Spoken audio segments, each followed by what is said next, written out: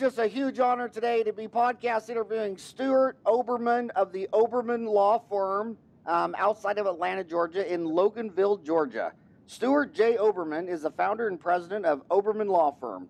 Mr. Oberman graduated from Urbana University and received his law degree from John Marshall Law School. Mr. Oberman has been practicing law for over 24 years, and before going into private practice, he was in-house counsel for a Fortune 500 company. Mr. Oberman represents dental clients to the United States in a wide range of areas, including mergers and acquisitions, partnerships agreement, commercial real estate, entity formation, employment law, commercial leasing, intellectual property, and HIPAA OSHA compliance. Mr. Oberman is a frequent lecturer and has published articles in the U.S. and Canada. In addition, he recently received for a third year in a row the Martindale-Hubbell Client Distinction Award, which is based on client review ratings in the categories of communications, ability, responsiveness, and quality of service. Less than 1% of the 900,000 attorneys listed on martindale.com and lawyers.com have been accorded this honor of distinction. Congratulations. Thank you, sir. Thank you. So who does society like less, dentists or lawyers? Well, dentists are ranked the number one industry to be in now, so I'd have to say lawyers. We just had 6,000 kids graduate from dental school this week, and they left dental school, and they're about to go into the future. And those young kids eat these podcasts up more than old guys like us. They probably didn't have one dental law course in dental school, or did they? I doubt it. You know, they may have one course. That's about it. That's why, frankly, I love lecturing in dental schools, because these guys coming out have no idea how to run a business, and they get themselves into more trouble than you could ever imagine. Well, you're talking to a lot of them right now, so tell them what are the latest legal trends and updates in the dental industry, and what they didn't learn about law when they were taking algebra, chemistry, and biology and physics.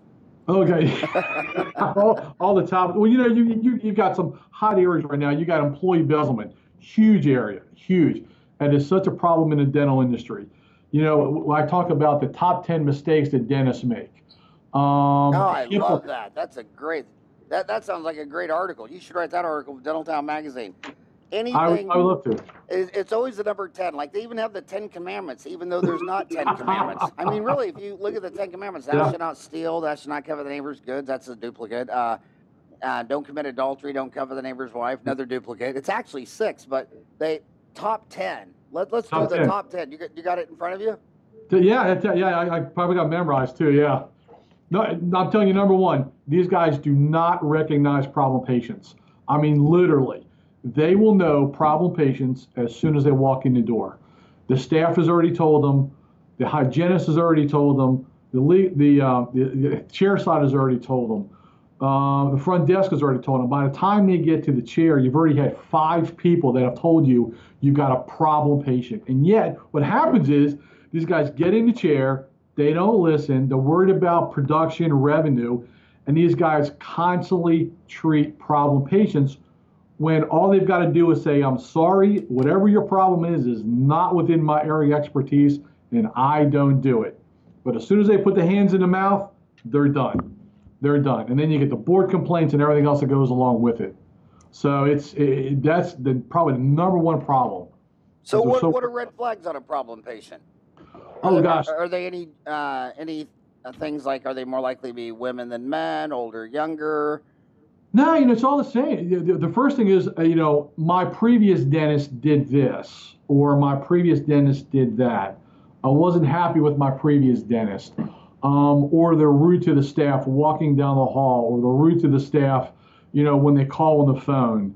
Or they're very squeamish when you touch them.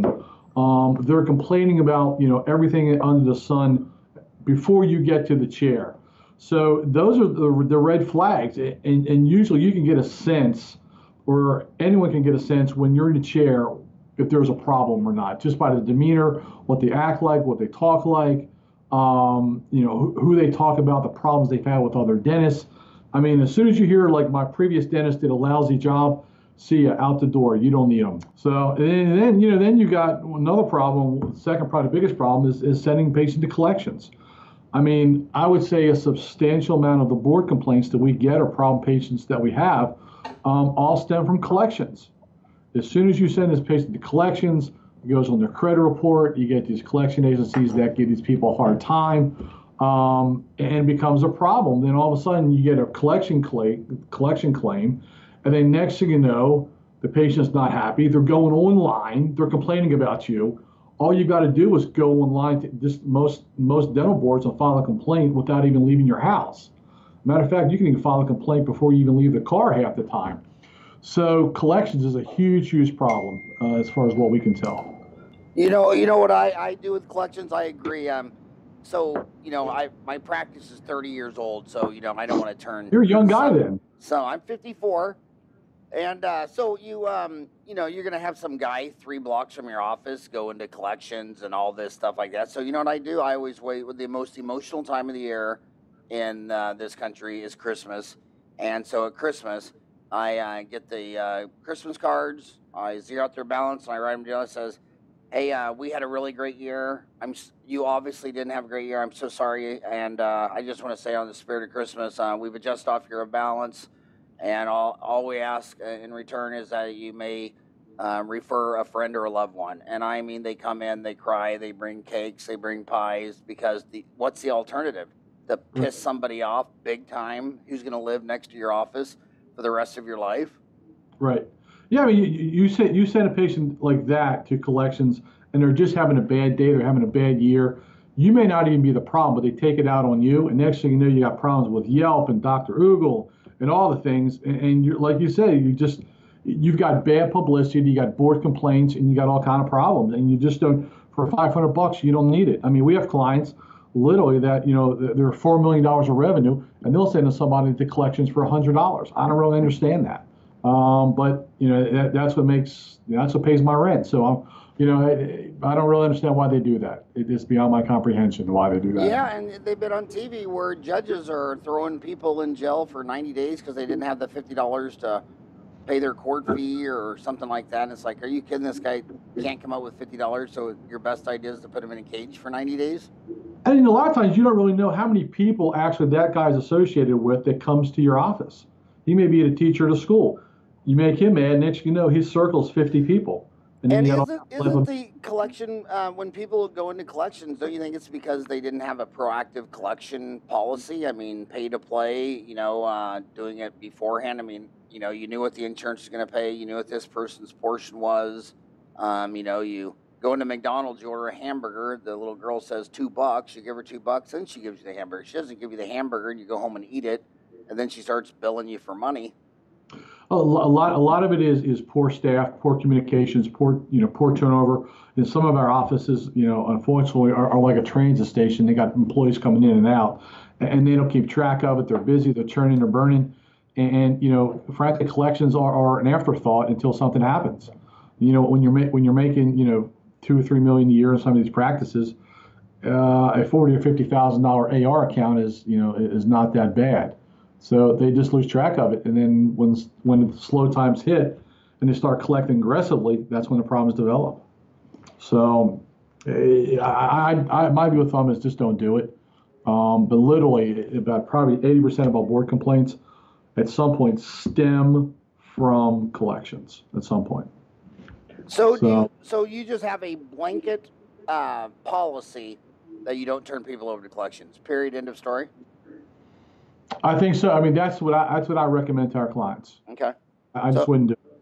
So 1 was don't treat crazy people. 2 was don't turn people over to collections. What's 3? Your staff. Our doctors do a horrible job communicating with their staff. They don't understand what the staff is supposed to do. They're not accurate. They're not consistent.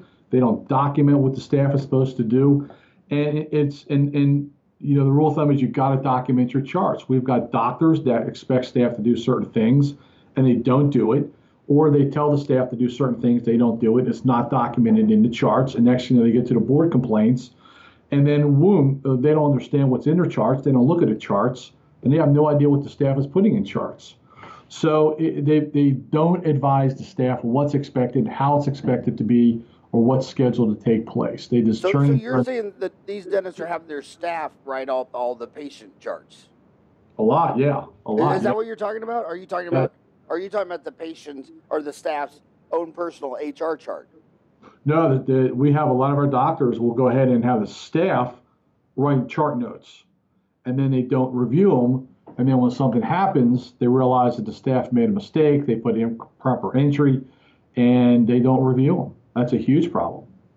There's nothing like getting to a board complaint, and all of a sudden, you've got your doctor next to you who doesn't understand what a staff member put in his chart. That's bad news. Well, what percent of the time when you see a board complaint is it on, say, a crown on number 3, where the entire chart entry is crown number 3?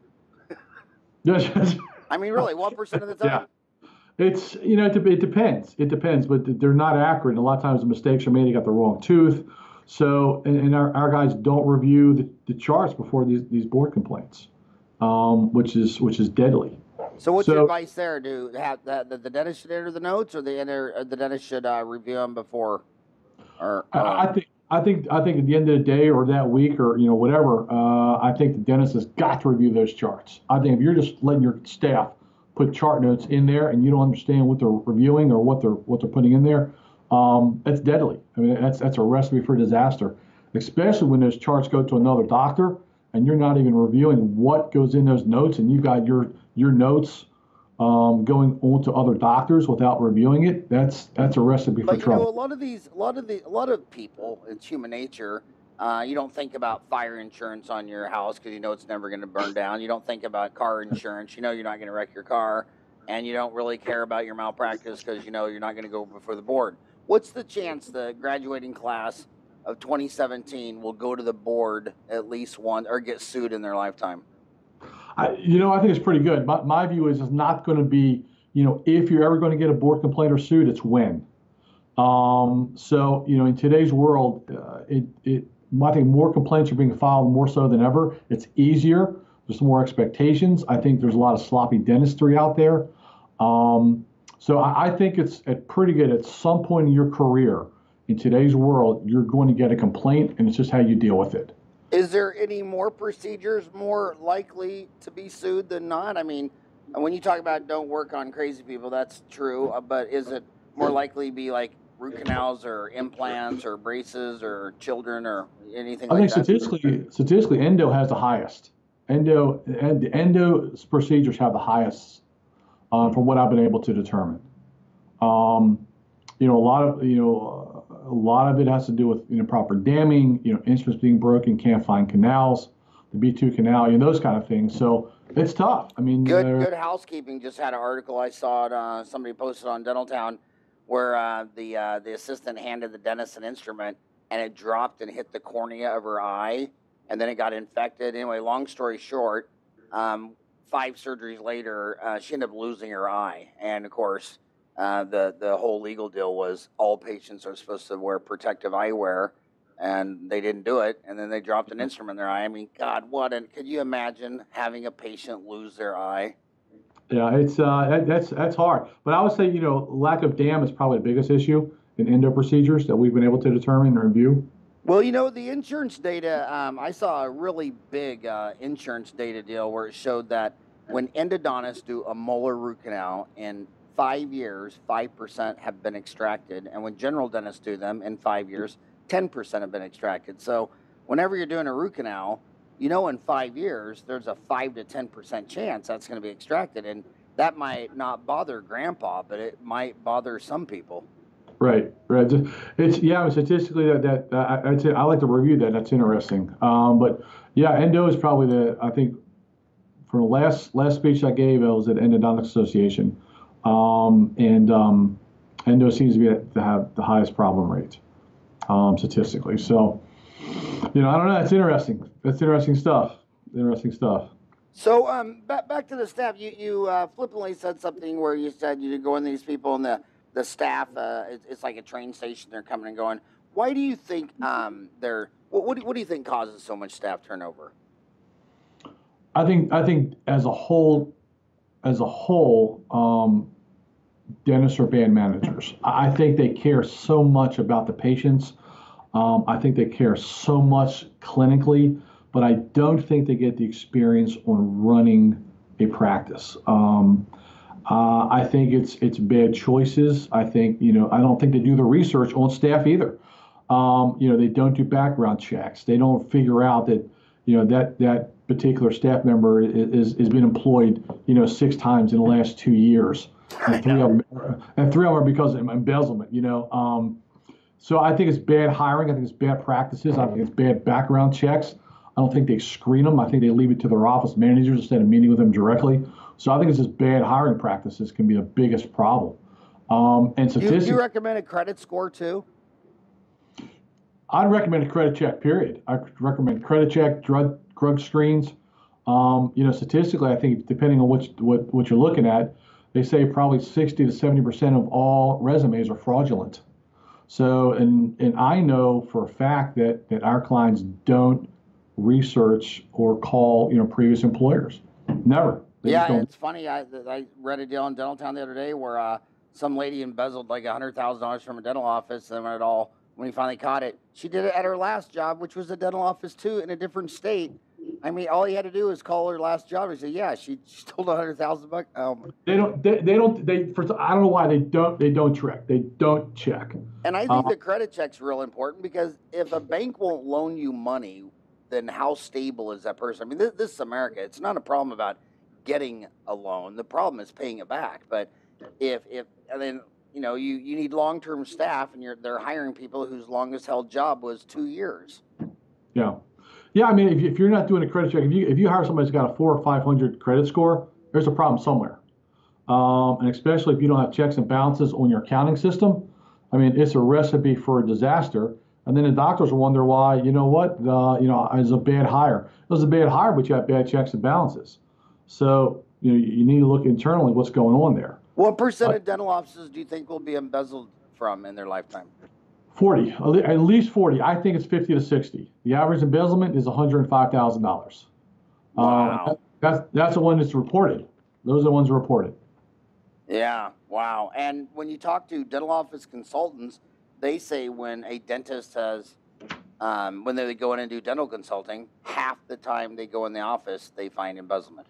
Half the time. That doesn't surprise me at all. And there's signs. There's signs about how this is taking place, what's taking place. But what happens is, guys are drilling and filling, they're moving to different operatories. They're like the Energizer Bunny, they're going around and around, and they don't see the signs. When every day there's signs, and they just don't look for it. They so are you talking about that song, I Saw the Sign? Hey, yeah, I mean, remember that song? Yeah, I mean, they're there every day. They're in the office every day, and they just ignore them. And and all they got to do is come up from the burr a little bit, and they'll see it. Yeah, it was Ace of Base. Ace of Base. Ace of Base. I Saw the Sign. Well, what are these signs? Does Ace of Base cover them in her song? Look, if you request financial information and you can't get financial information in a timely manner, there's a reason why you're not getting financial information. Is one, it's not accurate. Two, they're hiding something from you. So if you can't get that in a timely manner, there's a reason why. And I don't mean within a day or so. I mean like in a week or two. One of the other things is, in today's world, we have a lot of doctors who are selling, a lot of doctors who are buying, and you have a lot of the older staff that's been there 20, 30, 40 years and don't want to change. Dr. Smith did it where, 1.2 million, 1.5 million. Hey, great. Why change the system now? But what happens is if you got a large resistance to change, there's a reason why you got a resistance to change. One of the other things we run into is adjustments. It's amazing to me how many doctors do not review adjustments. They don't review patient charts. They don't check some balances. They don't check the day sheets with the credit cards, with the production that day, and they don't check their adjustments. You've got money going out the door between neighbors, friends, family, and you don't even know it. So if you're not checking your adjustments on a monthly basis or weekly basis, you've got a huge problem. One of the other signs is that your collections have slowed. Well, first off, I would never take cash. You got to be crazy in today's world to take cash. A lot of our doctors take cash. They wonder why they're slow. They don't have checks and balances. They don't have 2 or 3 systems of checkoffs. That's a recipe for disaster. You got an employee who doesn't take vacation. It's not that they love you. They really probably don't even like you. But what happens is when you go on vacation, when you go on vacation, what happens is that all of a sudden you develop problems. You got things that are going wrong. You got unexplained matters. And employees who don't take vacation don't want that. They're control freaks, and they don't want that particular vacation schedule because then things go wrong. Honestly, I tell my doctors, you want to figure out what's going on in your practice, you go. Most of our doctors don't work on Fridays. You answer your phone on Friday. Go there from 9 to 12. Answer your own phone. It's amazing what you're going to find out. You go there on a Saturday. Go there for a couple hours every now and then. Answer your own phone. It's amazing what you're going to find out and what you don't know. Like what? Doctors, Like what? What are examples? Well, examples, problem with patients. The doctors are not being informed of the problem with patients. They're not being informed with treatment issues. You want to figure out collection problems? That's a great time. Answer your own phone, because then what's going to happen is if you're sending out notices for collection notices and you've got people that are calling and you're not getting that particular call because your staff is screening your calls, great. Or if their insurance are being billed twice, huge problem with insurance. A lot of insurance checks are not getting to the doctors. They're going into staff accounts. There's a whole litany of things that happen with particular insurance checks and cross balances with EOBs. And nobody reconciles that. The staff don't reconcile. The doctor has no idea what's going on because he's busy drilling and filling. So it's a huge problem. It's a huge issue. Huge issue. Those are just some of the things that you look for. But they're there. They're there all the time. They're definitely there all the time. And it also really helps. I think social animals are hardwired not to have uncomfortable conversations with each other. So it's very, very important at staffing. You sit there and say, by the way, half of the dental offices are reported as being embezzled from. I do not want that happen to here. And what does the team think how we could do to work on this? How could we break up these tasks? But when you start talking about it and asking people and have, to sit there and think, oh my God, he's thinking about this. I shouldn't be doing this. Well, exactly. If you have open dialogue, let your staff know that you have a CPA looking at your records, that you're going to do spot audits. Bring in a chart every now and then to your staff, figure out what's going on. Let them know you are involved, and it's not going to be a foolproof method, but if they know you're involved and they know you're looking at records and you're checking bank statements and you're cross-referencing, you're reconciling, and you got questions, they're going to know you're in the game. And then at that point, they're going to be really, really careful what they're doing, or they're not going to do it. It's never going to be foolproof.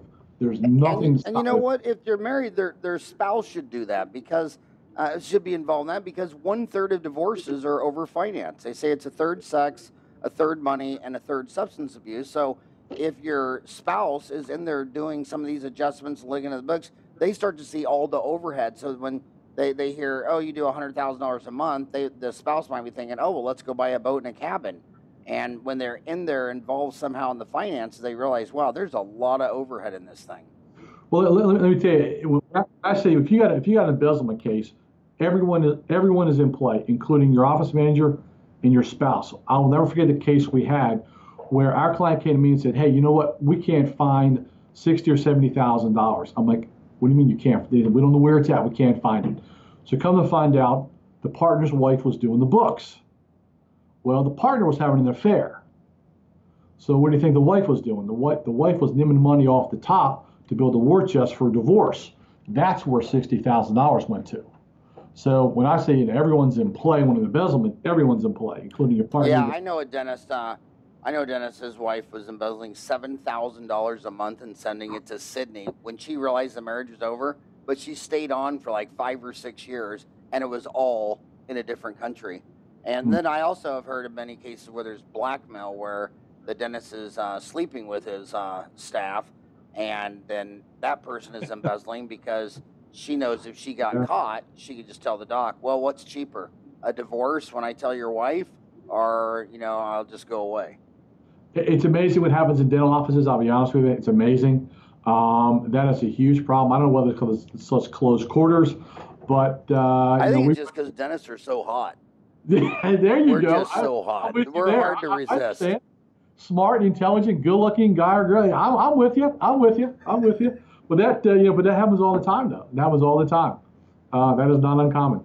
That is not uncommon at all. Yeah, I never could figure that out. You know, you're a guy, and there's 3.5 billion women on Earth, and who do you decide you have to have an affair with? Some girl in your workplace. I mean, that's at what point are you just insane? It's a recipe for disaster. And then you document it, you videotape it, you got it, and then you're a whole different world. Yeah, and it's also a whole different world. And now it's a crime. I mean, it's one thing if you have an affair on the other side of town, but when you have an affair with an employee, it can be crime, workplace. I mean, talk about that. I mean, you can sue your boss for having an affair.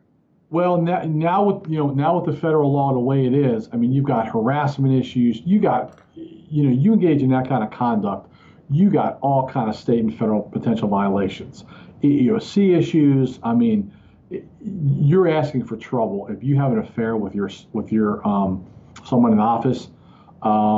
It's a recipe for disaster because, like I said, you got all kind of federal and state law issues you got to deal with.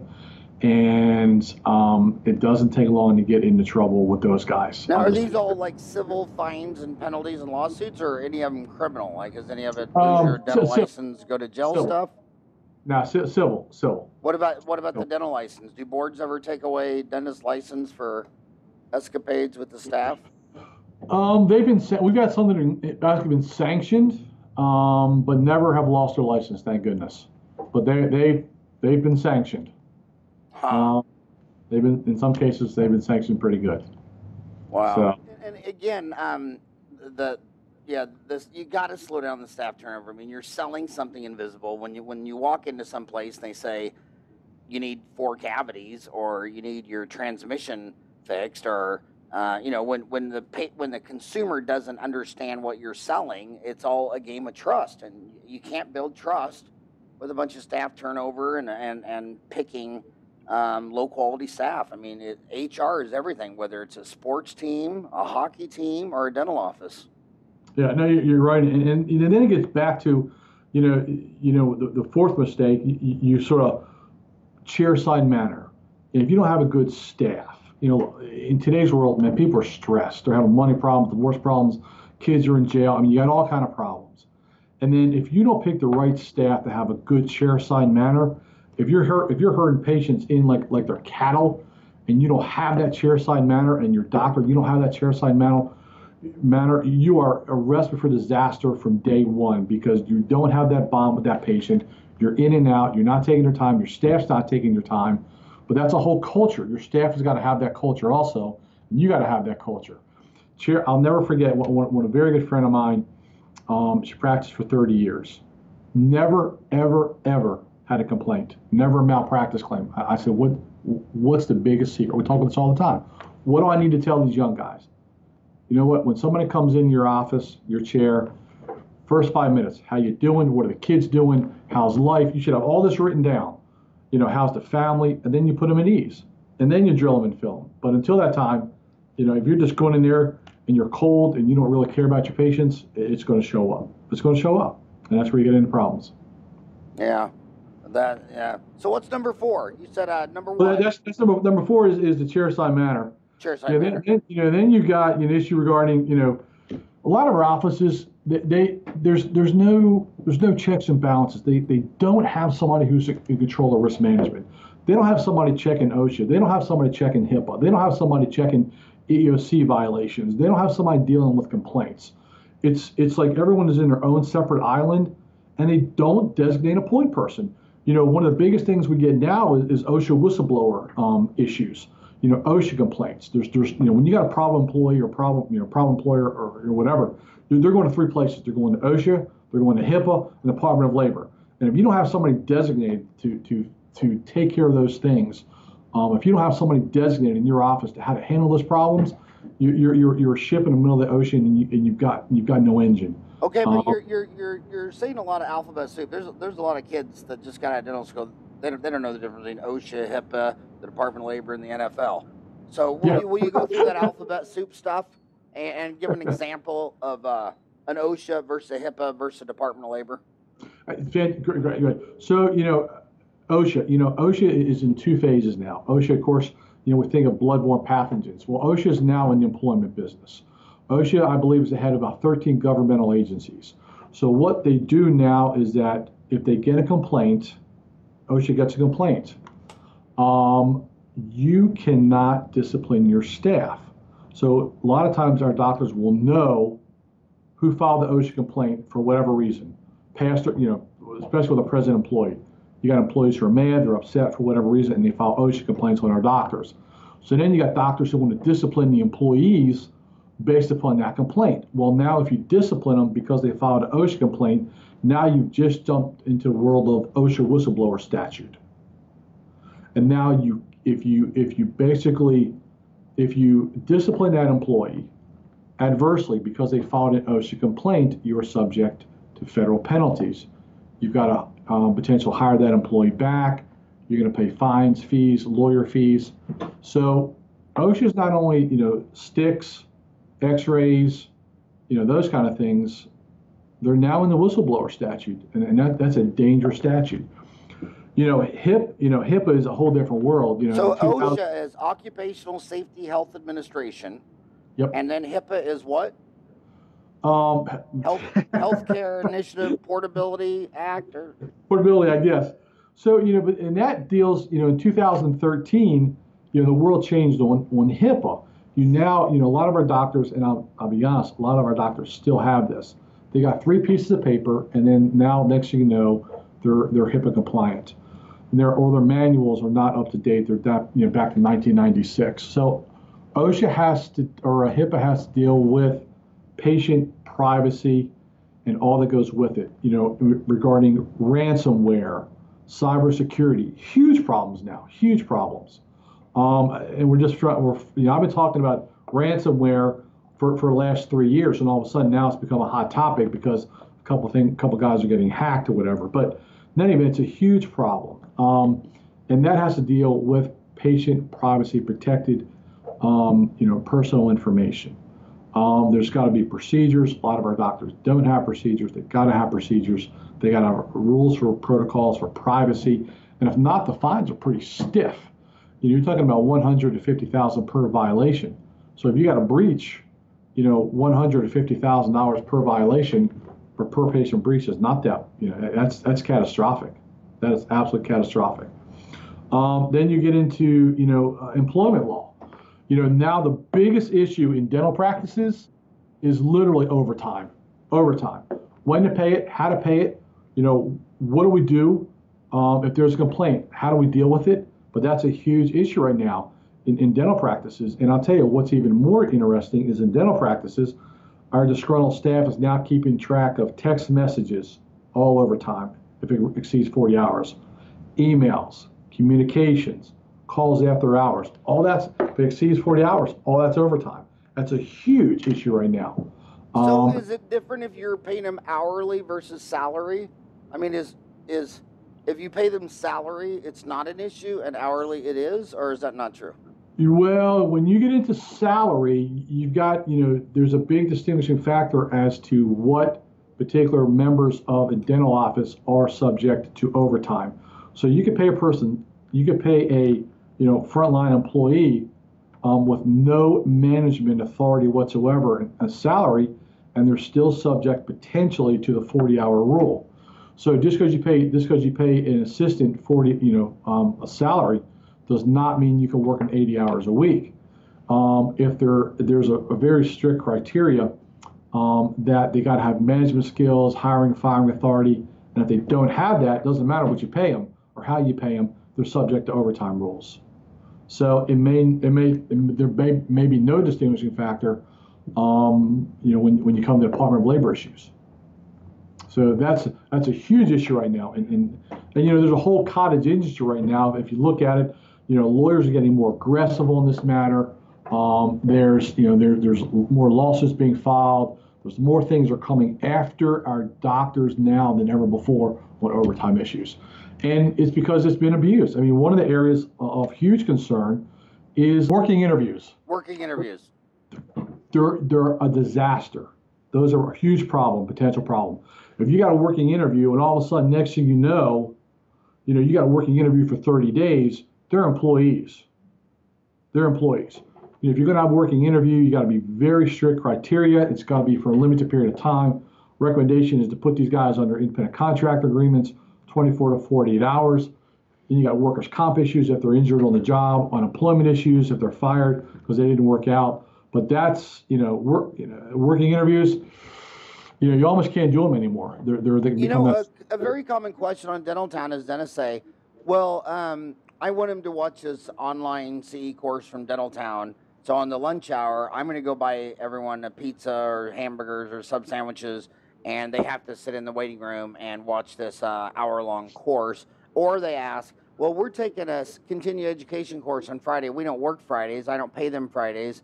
I just want them to go. They should just go because that's the spirit of the office. What would you say to those two things? That's fact specific, but I'm going to give you a lawyer answer. It depends. So if it is voluntary, that's a whole different issue regarding mandatory.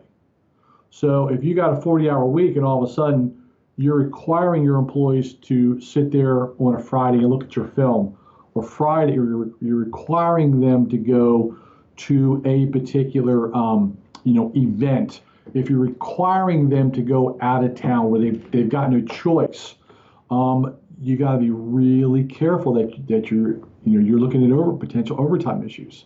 So it's fact specific, but if you are requiring them, not voluntary, but requiring them, you got to be real careful with that. Got to be real careful with that, and that's pretty common. Yeah.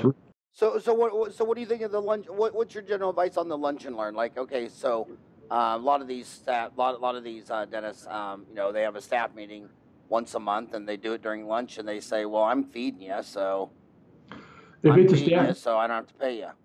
If it's a staff meeting, it's required, it's mandatory, they got to pay them. So that's what it comes down to. If it's mandatory, you're going to pay them. If it's voluntary, you don't. That's a pretty general rule, but yeah.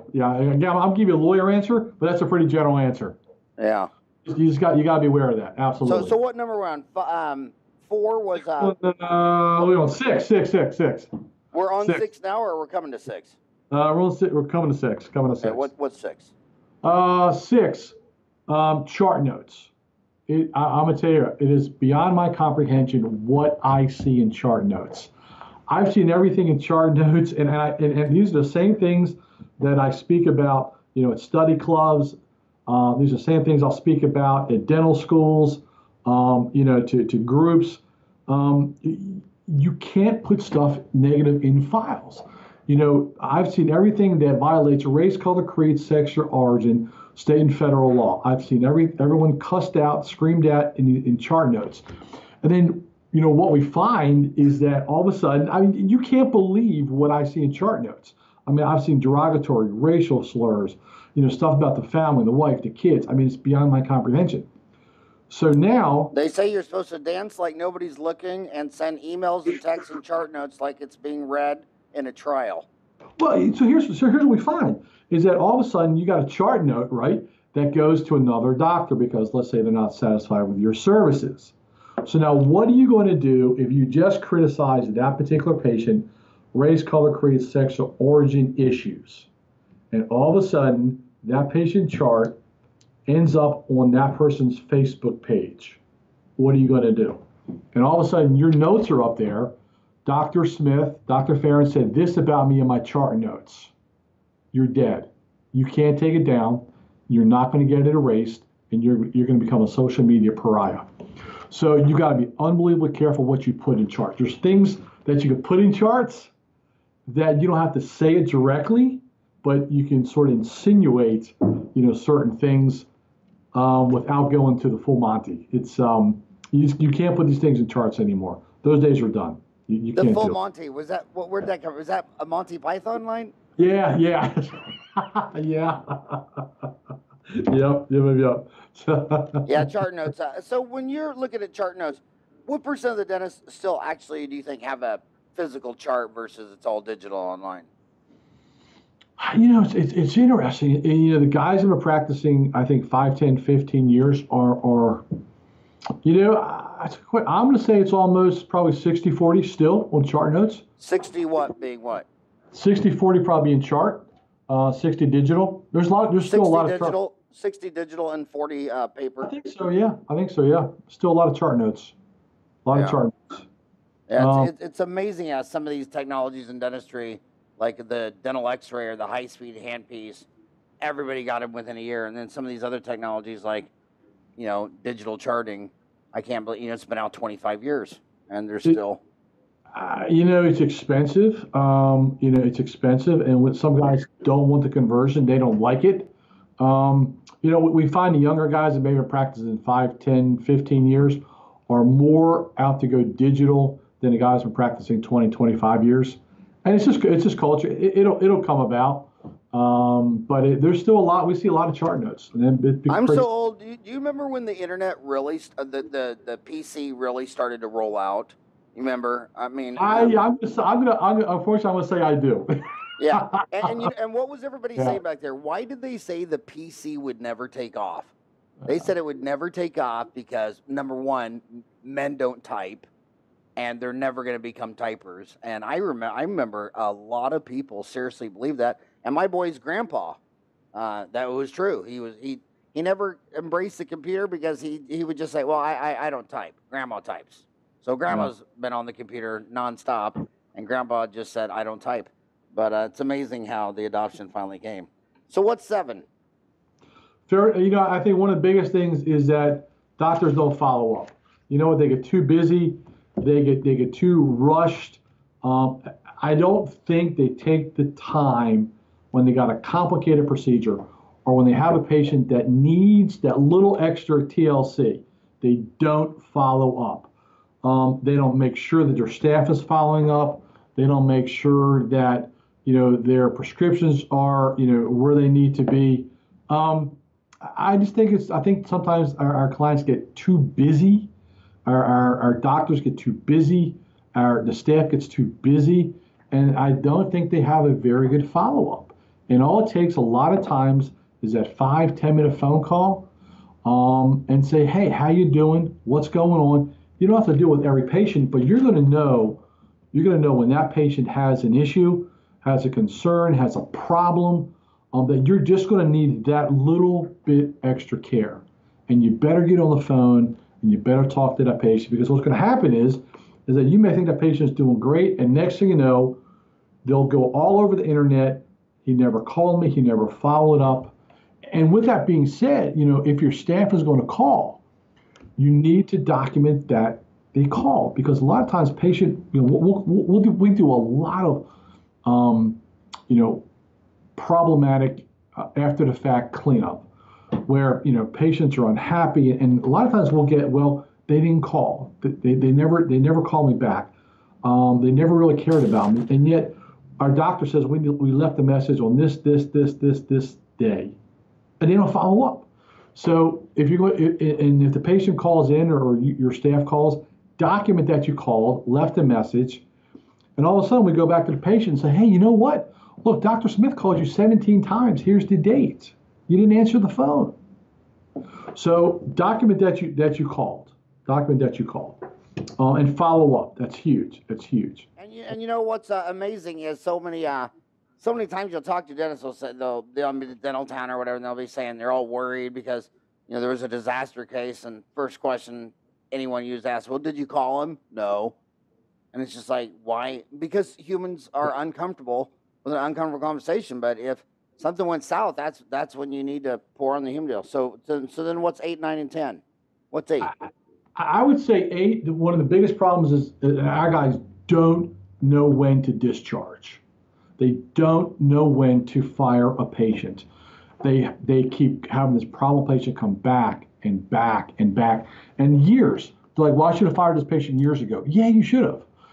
They don't discharge patients. And a lot of times our doctors think that they can't discharge patients. So they keep treating and treating and treating. And next thing you know, the patient sits on the shelf.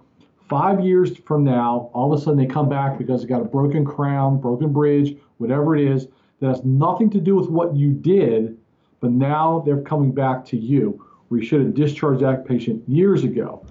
And there's a proper way to do it. you can't just say, you can't just send a text where, you know what, I'm firing you. You can't just send an email. You can't just call and say I'm firing you. There's got to be a formal process. There's got to be a letter, certified mail, return receipt requested.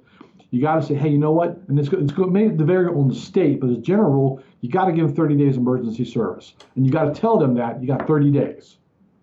And if it's not in writing, then that patient's pretty much yours until you retire. But we have so many dentists that don't get rid of them, and they think that they've had the same problem patient for 20 years, and they can't get. When I speak, I get a lot of times, well, we can't fire patients. Yeah, you can. Sometimes you have to. So there's a misconception there that nobody likes to, nobody really wants to, but there's times you got to get rid of that patient, and you got to formalize the process. And it's American folklore that the customer's always right, and there couldn't be anything more wrong. I mean, you got to protect your staff. The staff come first. You treat them good, and you treat them really good. They'll treat your patients good, but the staff comes first. It seems like most of the patients I fired is because they in the morning huddle, you see them cringe because John's coming in at 2, and you're like, what is the deal? And then I'll just say, well, go call John and tell him that Dr. Farran said he's out of here. And one of them was, one of the ones they fired was one of my best friends. But when he goes into the dental office, he's just, a monster comes out. And I see also not only not discharging, but failure to refer. I've seen a lot of lawsuits where the implant's failing, they got this, and they just keep seeing them and try this, 6 months, 2 years. Finally, the person goes somewhere else, and they get them for like, you should have sent this guy to a periodontist 5 years ago. You're not going to believe this, but that's number 9. Oh, I'm sorry. No, that's all right. That's number 9. That's number 9. And you are so right. Guys don't know when to say when.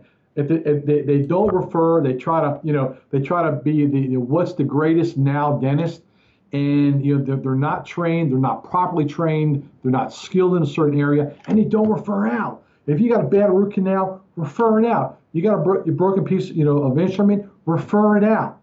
You got a really deep root canal. You can't find a canal, refer it out. Know when to say when. If you got to bring in a specialist, bring them in. But you are absolutely, that's so funny. You said number 9, because that's exactly right. And it sounds so logical with the general dentist, but where it's really confusing is with the specialists, especially the ones who think they're the buck stops here, like an oral surgeon. And I've seen several $1 million lawsuits where they basically lost because they said to an oral surgeon, well, why didn't you refer it to another oral surgeon? But in his walnut brain, he's thinking, well, everybody refers to me, and I'm all that, and I'm the greatest guy since sliced bread. I mean, they never realize that maybe you should get a second opinion when you've been treating a failed surgery for years and years and years. No, you're exactly right. Guys don't know when to say when. The good ones know when to say when, but you're right. The guys refer to me, and it's here I am, and I can't do no wrong, and you got to know when to refer out. But that is number 9 for sure. That's number 9. So what's the finale? What's number 10? Progress notes. There are ways to make progress note additions. In today's software, when a dentist thinks they've got a problem, there's ways to go back and document things that maybe you left out, should have been in there. There's ways to do it. So what happens is all of a sudden you've got a problem issue where a dentist has a board complaint. They realize they forgot all these notes. They're sloppy. And next thing you know, depending on the software you're using, you print out a patient's notes and you've got modifications all on the right side of the column. So every note that you modify now comes up as a permanent record. So it's when to know how to make notes. It's when to correct notes, supplement notes, but they don't do it in the right way. A lot of times they kind of cover their tracks instead of documenting things in a correct way, whether it's maybe writing in a margin, maybe dictating a particular narrative as a supplemental. There's nothing wrong with supplementing records, but it's when you try to cover up and remove records, alter records, then you've got a huge problem. Yeah, we had a boy in our backyard that the hygienist numbed up the little kid, and he wasn't aware of that. So he went in and numbed it up, and so the kid went into, you know, an anesthesia overdose, and that was all board and civil and all that. But where he got in the most trouble was he actually tried to change the notes, and That's I mean that's because that took it from money and civil and spanking to now you're Yeah. going to go sit in a cage. I mean that's just crazy. Yeah. I was looking at the I just pulled up the Dentaltown app, and we got 50 categories: root canals, fillings, crowns. One's legal, and there's a lot of common questions about informed consents. I would tell you what, I would never touch a patient without a consent form, and yet I can't tell you how many doctors, and we are very fortunate, we have some of the best, and we take a look at these files for whatever reason, problem files, and you got the best of the best that will do not use consent forms. They think a treatment plan is a consent form. That is so wrong. I mean, in today's world, you got to have a consent form for everything, but I would never, ever touch a patient without a consent form. I wouldn't do it. But where are these kids listening to you right now? Where are they supposed to find a consent form? Depends what they need. I mean, you know, we can prepare consent forms, and you got some really good places out there on the internet. They can, you know, they can buy consent forms. Any names or leads or websites? Yeah, I think Gordon Christensen has got some good stuff out there. I think, from what I understand. Yeah. You know, American, I think American Dental Association has some good stuff. So the problem is where you go on there and our guys will copy these sloppy consent forms, and the sloppy consent forms will go ahead and get you in more trouble than you really know what to do with. So, you know I can only speak for us. I know our consent forms are extremely comprehensive. We try to get everything in there that we can that can go wrong with the procedure. But if you're going to do these procedures and you don't have a consent form, you got malpractice issues, you got board complaint issues, and you just got things that go wrong, and you don't have any documentation to show what happened. Another thing they're talking about is they're asking on the boards is somebody writes a review, and of course a bad review, and a lot of times, you know, it's a crazy person anyway, but they want to know if they can sue somebody who wrote a bad review on Yelp or Google if it's filled with misinformation. And you know we get that a lot, and you really can't. Unfortunately, in today's world, you really can't. But the thing I do is you can't. You know, the misconception is you take those guys head on, and you can't take them head on, because as soon as you take it head on, now you got an internet battle, and you got a chance of literally revealing certain patient information, whether it's names, treatments. So you never take them head on. You got to do what we call a corporate response, where you got to sort of diplomatically respond to it, yet not take them head on, and that's sort of an art. But you know, we got doctors that call up, they're mad, I understand, I get it. They're mad, they're unhappy, and next thing you know, they want to just go after this patient and tell them everything, but you can't do it. You can't take them head on. And another thing I'm curious about, you know, the press is just all over the opioids. I mean, it's just an epidemic in the United States. Probably kill 47,000 people this year. Are dentists do you see any dentists getting in legal trouble from opioids, writing too many scripts or anything like that? Yeah, not necessarily writing scripts, but not keeping track of their scripts. You've got things going online now, scripts being printed out that doctors don't know where the scripts are going to. They're not keeping track of it, and they don't realize there's a problem until they get a call from a pharmacist that says, hey, you know, this is like the 5th time this person's been here this month. What's this prescription? And so you've got to be really careful what's being prescribed, how your scripts are being used, and do you have a checks and balance system for that particular prescription process? So there's a lot of fraud. So, you know, the dentist listening to you, if you ask them, what do you do all day? They say root canals, fillings, crowns. What do you do all day? I mean, are you mostly doing mergers and acquisitions? Is it partnership agreements? Is it commercial real estate? Is it entity formation, employment law, commercial? What do you mostly do? What's your bread and butter? We do a couple of things.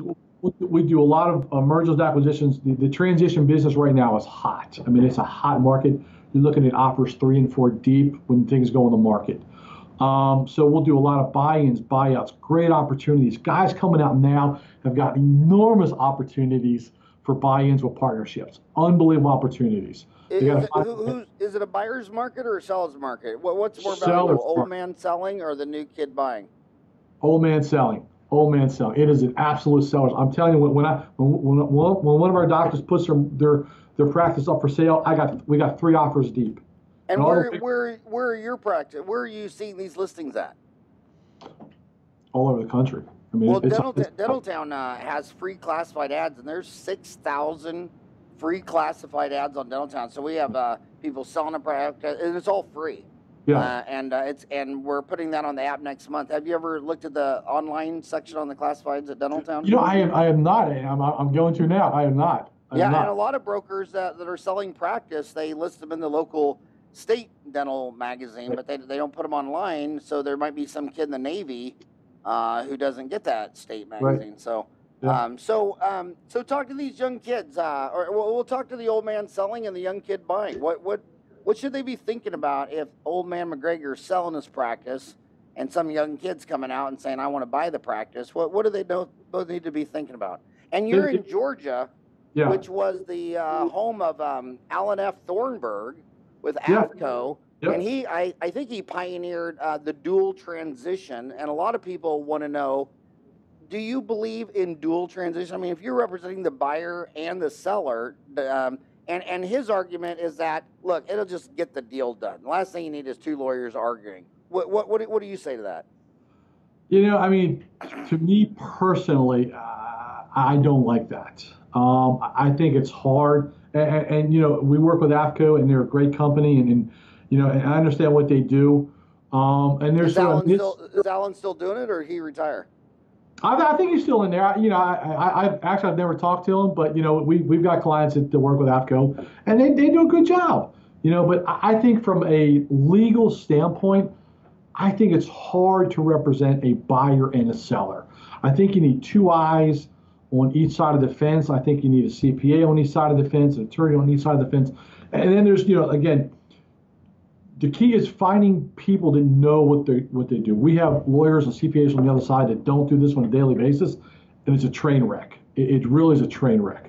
So I think if you get the right people in there that know what to do, know what to look for, I think it's a plus. Well, they think they're doing everything right because they go ask their pastor if there's an attorney he recommends at church, and they say, oh, Matthew, Mark, Luke, John, attorney over there is the greatest guy on earth. So they trust him.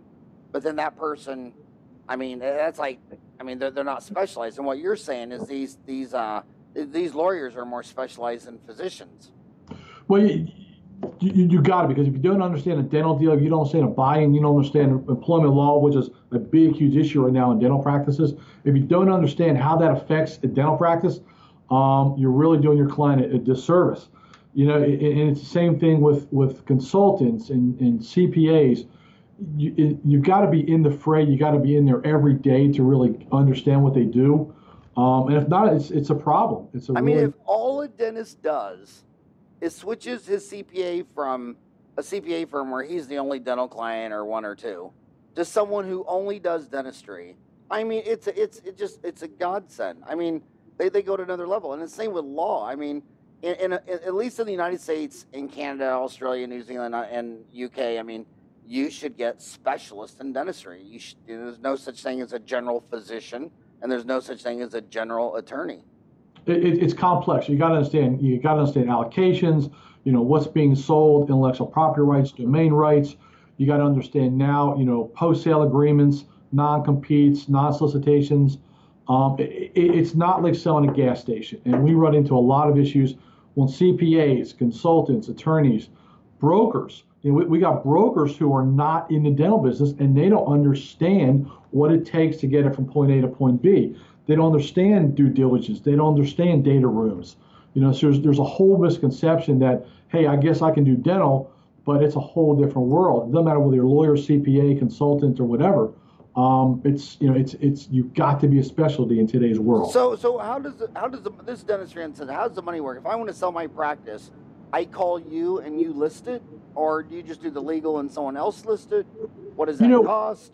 It depends. You know, a lot of times we have clients that have a buyer, and you know, which is a great transition. You know, we don't broker. We only do the legal side. So if we have a client that comes to us and says, "Hey, Stuart, I want to list. You know, I got a seller or a buyer wants to buy my practice. Can you handle documents? We'll take it start to finish. And sometimes, honestly, the buyer may or may not get an attorney.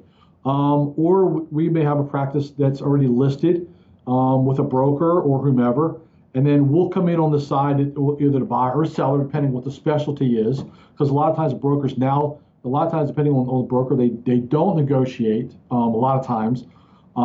They don't do their own documents. They don't do lien searches. So there's a lot those guys don't do, and lenders don't do those also. So it depends on what side of the fence we're on. But we know we don't broker. We don't. And broker. What's the average broker? What percent fee? Percent we're seeing all the way from literally 7 to 10%. 7 to 10%. Yeah, it's become a very competitive market right now. 7 to 10%. And what do you see in housing? What are the brokers? Housing, I think housing is probably one thing about dentistry is brokers don't co-broker. Unlike the housing industry, brokers don't co-broker, and I don't really get that. I think there's a win-win for everyone, but unlike housing is anywhere from 4 to 6%, 10% with raw land or commercial. So it just depends on the transaction. But I think if the broker side can get into co-brokering, it would be a much better market, I believe, for everybody. But they just don't do that. They don't do it. I'm not sure why, but they don't do it. And so what should a kid be thinking if they want to buy a practice? Then they're going to start their look. I think they need to take a look at a couple of things. One, the culture, because if you do it for the money, if you go in there and a guy's making $1.5 million a year and you do it for the money, you will never make it. It's got to be a good fit, good culture. You got to understand what the practice is like. You got to understand what the treatment process is like. If you are very clinical in nature and you're going to a chop shop that's a drill them and fill them and get out of there type of thing, you're asking for trouble. It's culture. It's got to be a good mix. You got to meet with the doctor. You got to look at the charts, figure out what the notes are, figure out what your capabilities are, figure out what the market is, figure out where you're at. Is that an area? In Georgia and in many states, outside the metro area, are the guys making all the money. I mean, Charleston, guys making outside of Charleston are making all the money. Guys inside Charleston are dying. I know, but they're millennials and they have to build their office across from the sushi store. So you got to look at the culture. If you're doing it just for the money, and you got to be careful what a broker's selling too. You got to do your due diligence. But if you're in it just for the money, you will never make it, and you will fail. Just stop and rant a little bit, because I agree. Whenever I see young kids just go out and crush it, they always went rural. What would you say to some kid who says, I don't care, I'm going to go right downtown Atlanta and set up across a cosmetic practice across from the Fashion Square Mall? Well, you better know the competition around you. You better know how many is in that, what your demographics are. You better know the location. Is there another orthodontist? Is there 10 orthodontists within 5 miles from you, or is there one within 20 miles? Where's your patient base coming from? In rural areas, your patients are coming 40, 60 miles away. In inner city, it may come 3 blocks. So you've got to know your demographics. You've got to know where your competition is, and why in the world are you going to go onto a corner when there's 6 dentists in one complex? Can't do it. You're not going to make it. And lenders are becoming very conscious. You always see 6 McDonald's on the same corner. Right. It's tough. It's tough. I know. It's tough. But literally, and dentists outside the rural areas in many, many states can't get associates to come in there. And you're talking about doctors making $2 or $3 million in a rural area, and they can't get an associate to come down there. I know. It's hard. It's just the most important thing. Demographics matter. They matter so big, and I don't know why they just don't just either live out in the rural, work 410s, and drive in on the weekend or whatever. Right. And I want to throw all the partners under a bus. Marriage, 50% of the time fails. What are your thoughts? You've been doing this for decades. What are your thoughts when 2 dentists say, we're going to get married and be a partner? And it's like, well, do you have great sex, children, spend evenings and weekends and holidays, and have family? Do you have all this glue to keep it together? They say, no, I'm just going to marry an ugly, fat male dentist, and I'm sure we're going to get along till death do us part. How long does that death do us part usually last before? I mean, what's your thoughts on partnerships?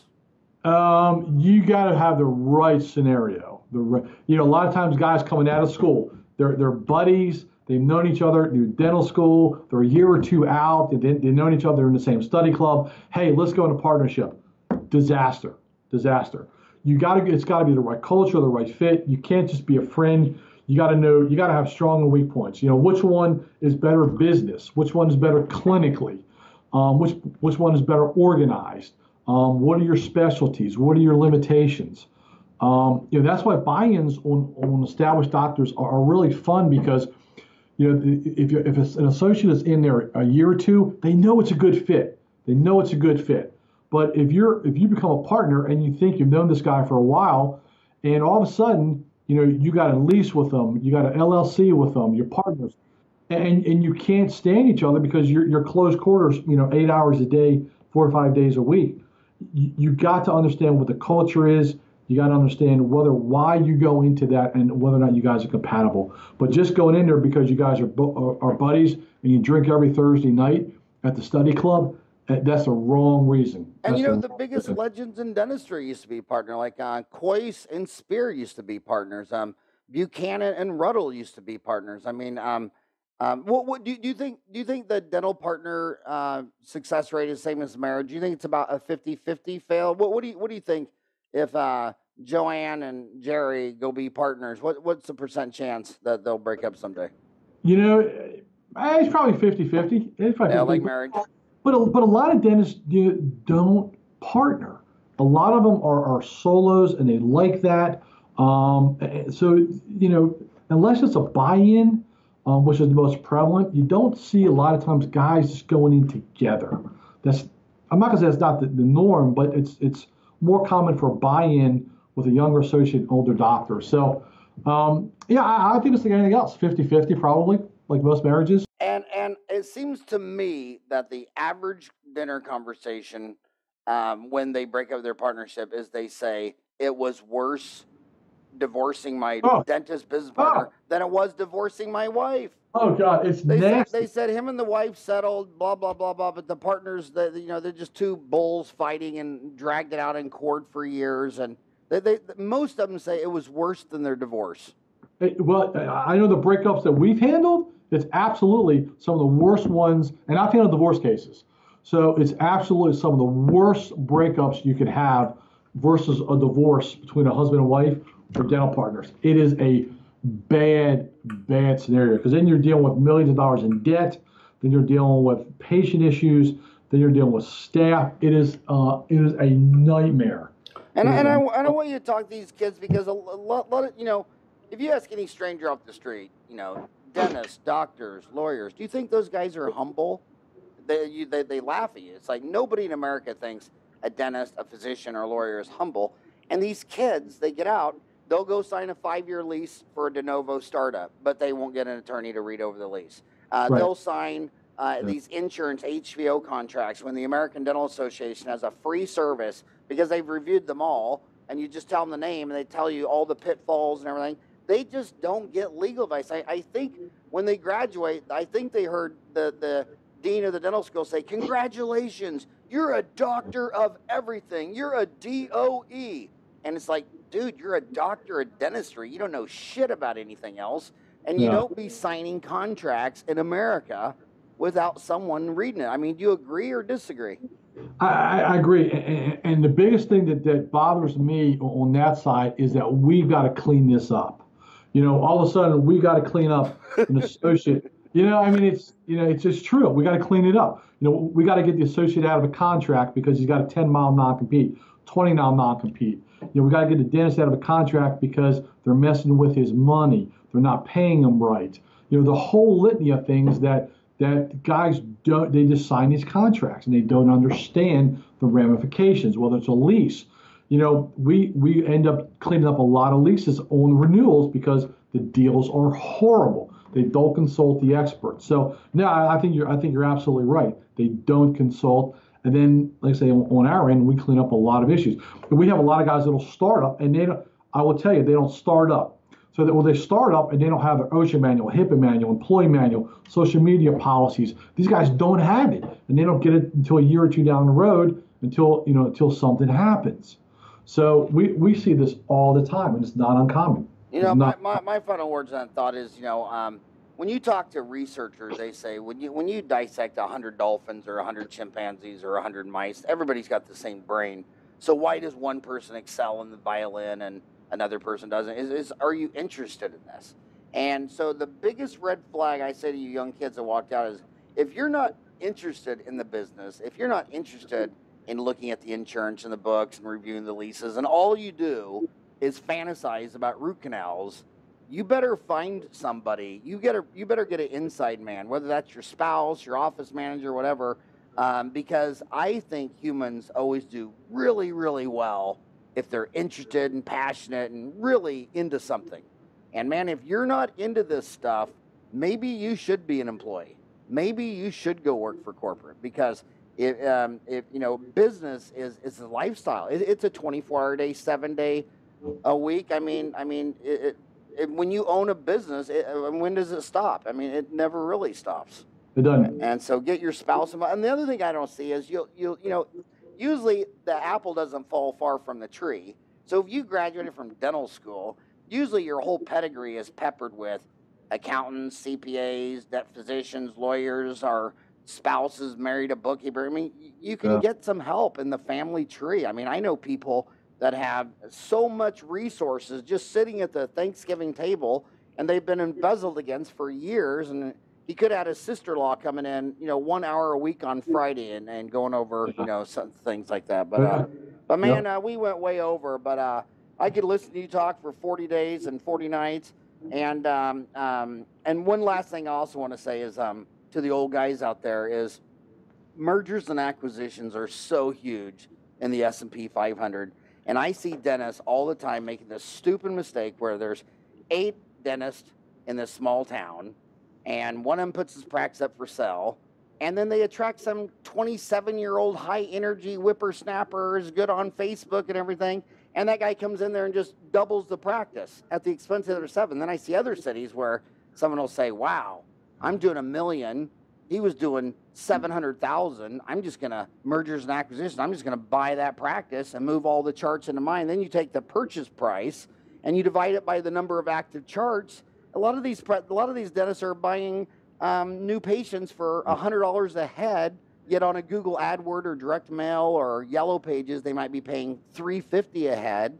And I think whenever I see it just crush, I mean, dentists crushing it, a lot of them did 2 or 3 mergers and acquisitions over their lifetime. I mean, and it's all relationships. So when you buy old man McGregor's practice, and Helen was working at the front desk for 30 years, and now she's at your front desk, those patients follow.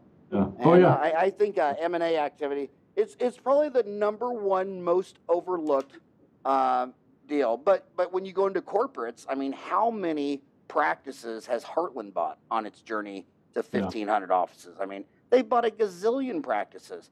Corporate knows M&A activity, but general dentists don't know. And I'd rather supply and demand. If there's 8 dentists and 1 sells, I'd rather buy it and now reduce the supply of dentists from 8 to 7 than be 55 and now competing against some 25-year-old kid who's got enough energy they're bouncing off the walls.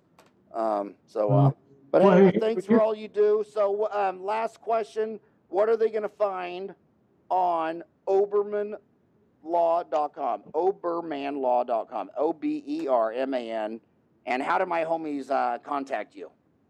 Oberman Law, they'll tell us about what we do, how we do it, what our services are, and if anyone wants to call, we'll get on our email list. We have a constant contact that's dental specific newsletter. We love it. Email us at Stuart, Stuart, at Obermanlaw.com, or call us 770-554-1400. I love this business. I'm passionate about it, and I can't help our guys enough. So to me, I'm just on a mission, and I love Dentaltown. You guys do an unbelievable job, and I can honestly, I read it start to finish every time I get one. So I love it, and again, you guys just do an unbelievable job getting. And you got a podcast too. Yeah, we do have a podcast. Yeah. How many shows do you have? How many podcasts have you done? I have to count. We did Bernie Stoltz with Fortune Management. We just got doing one with finishing one with Rico Short. The most amazing endodontist I know. Yeah, Rico yeah. Short. God dang, I love that guy. Endodontist of the just stars. amazing. He's got more passion than all the other endodontists combined.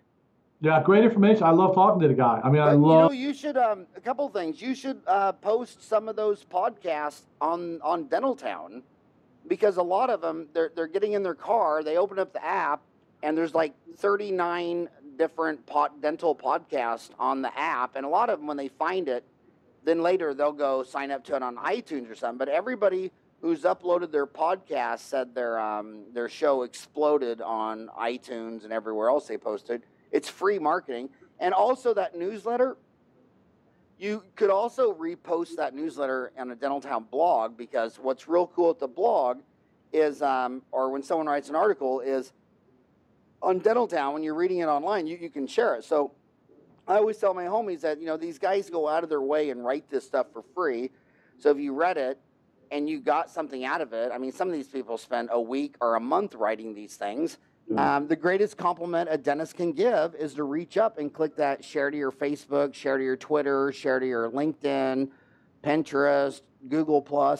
And I love dentists. The shares have been climbing. I mean, the number of people sharing an article has been doubling about every 4 to 6 months. So if you put a blog out there, so if you repost that dental newsletter on your blog and someone reads and likes it, they're going to share it to their Facebook, Twitter, and I we're going to do that. We're going to do that. We're going to do that. We're going to do that. But hey, thanks for all you do for dentistry. I love talking to you, and I can't wait to see you again. My pleasure. Thank you. All right, buddy. Bye-bye.